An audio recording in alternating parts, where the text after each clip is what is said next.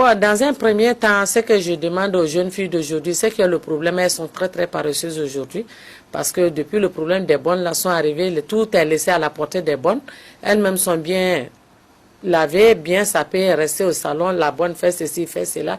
Donc, ça envoie des fights dans les couples. Je vois que les filles d'aujourd'hui ne s'intéressent pas trop au ménage conjugal. Ce qui les intéresse, c'est l'homme en personne. Il faut être une femme, vraiment qu'on dise tu es une femme, que tu sois propre, tu sois élégante, tes habits soient propres, les enfants soient bien entretenus, savoir quelle nourriture il faut donner aux enfants et quelle nourriture il faut donner à l'homme et comment se comporter avec l'homme. Et souvent, il faut savoir à quel moment il faut aborder certains sujets avec l'homme. Il faut que l'homme soit le confident de la dame. Quand il n'y a pas une complicité entre l'homme et la femme, rien ne marche. Rien ne marche. C'est une situation très taboue aujourd'hui que je déplore. Comment faire avec les femmes, avec le fait que les femmes travaillent, les hommes souvent sont occupés, l'éducation? Comment instaurer ce climat de complicité? Mais c'est qui est le problème là. Tout est une question d'organisation. Tout est une question d'organisation. Nous, notre maman, nos grands-mères, nous-mêmes qui sommes là, on travaille. Les travails ne sont pas pareils, mais on travaille. Avant même, nos travails étaient plus durs qu'aujourd'hui. Mais on s'organisait pour subvenir aux besoins de toute la famille. Tes beaux-parents, ta belle famille, ton homme, tes enfants, toi-même personnellement. Il faut savoir t'entretenir. Il ne faut pas que l'homme voit que tu vieillis. Il faut prendre soin de toi-même. Il faut essayer de faire plaisir à l'homme. C'est très important. Savoir faire le lit. Savoir où je dois arranger ça, je dois arranger ça. Il faut que vous appreniez à faire certains trucs par vous-même. Tout est une question d'organisation. Il y a longtemps que des femmes travaillent. Que ce soit travail, que tu sois cultivateur, que tu sois travailleur dans un bureau, il faut t'organiser.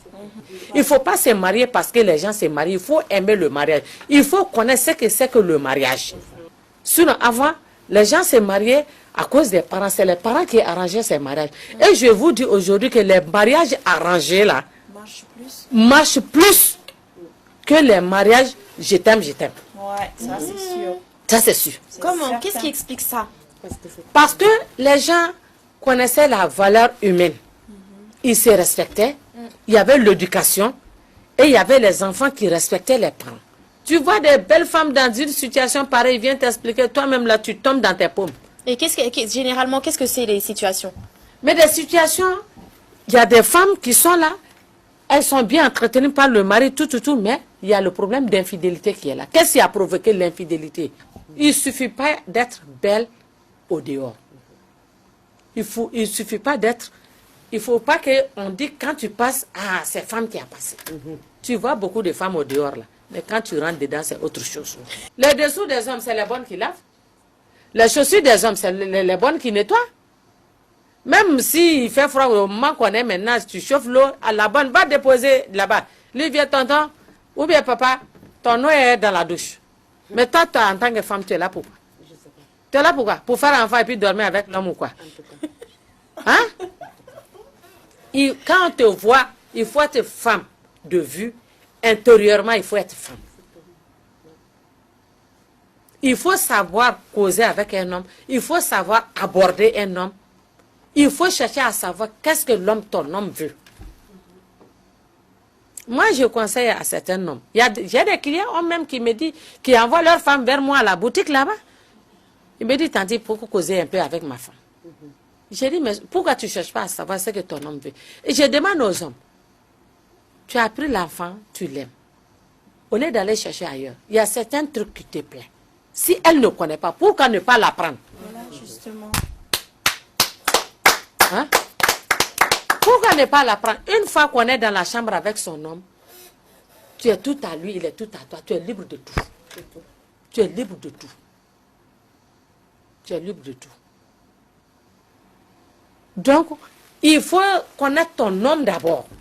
C'est comme quand tu fais des enfants. Tu peux faire 5 enfants. Tu n'as pas 2 qui ont le même caractère. Chaque enfant a son caractère. De la manière que tu arrives à doroter tes enfants, à les encadrer, l'homme est comme ça. Il y a certains hommes qui ne sont pas du tout faciles.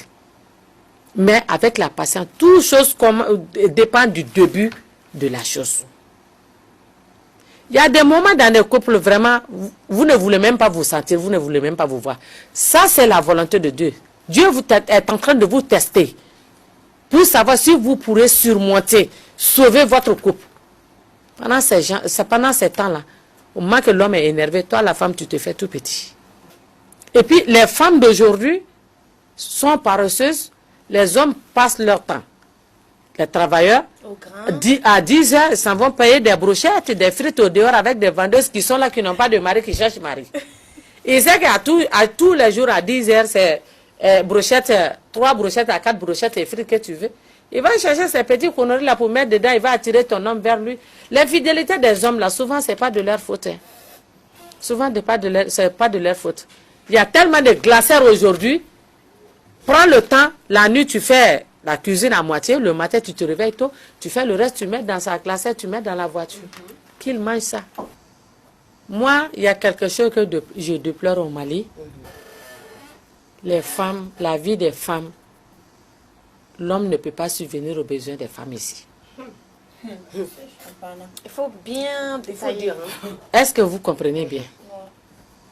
Maintenant, quand toi, tu viens de te marier il n'y a même pas 3 mois, 6 mois, en te mariant, on t'a donné une cantine pleine d'habits, non cousus. Mais, quand tu es dans le besoin, au lieu d'aller prendre dans ta cantine, tu dis c'est ça qui est à la mode, il faut que j'ai ça. Quand il y a des cérémonies là, il faut se changer 3 à 4 fois. D'après eux, Fadinkene. Quand la griotte parle, il faut que tu fais l'argent comme d'une carte. Quel homme va aller souffrir pour venir te donner l'argent pour que tu fasses ça? Aucun homme. Hein? Donc si toi tu es dans ce lot-là, le lot des belles villes là, du monde là, hein? Tu ne peux pas avoir ça avec un seul homme, tu ne peux pas faire ça avec deux hommes. Il faut 4 à 5. Je vous jure aujourd'hui, dans le temps où nous sommes aujourd'hui, il y a plus de femmes mariées infidèles que de jeunes filles coureurs de jupe. Merci. Merci, Tanti. Vraiment, mais c'est grave, on n'applaudit pas parce que c'est pas bon. Non, mais elle a dit la vérité. Qu'est-ce qui s'est passé? Non, parce que qu'est-ce qui s'est passé? C'est ce que je dis là. Oui. Le monde là, tout le monde veut être au-dessus de son voisin. Même ceux qui n'ont pas assez de moyens. Quand ils ont une cérémonie, ah moi je ne vais pas sortir comme ça.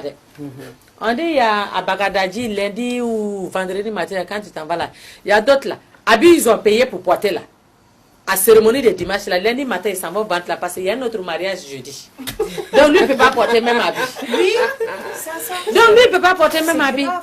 Quand tu as une cérémonie là, tu as porté cet habit là, ce mois là. Le mois prochain tu portes le même habit là. Ils vont commencer à te critiquer. Quand tu les écoutes là, tu ne feras rien de bon. Contente-toi de la situation de ton mari. Dans la vie là, l'avenir d'un être humain, ce sont ses enfants. L'argent que vous êtes en train de gaspiller dans les cérémonies, dans les belles habits, tout le temps nouveau habits là, il faut investir ça dans les enfants. La retraite d'un homme et d'une femme, c'est l'enfant.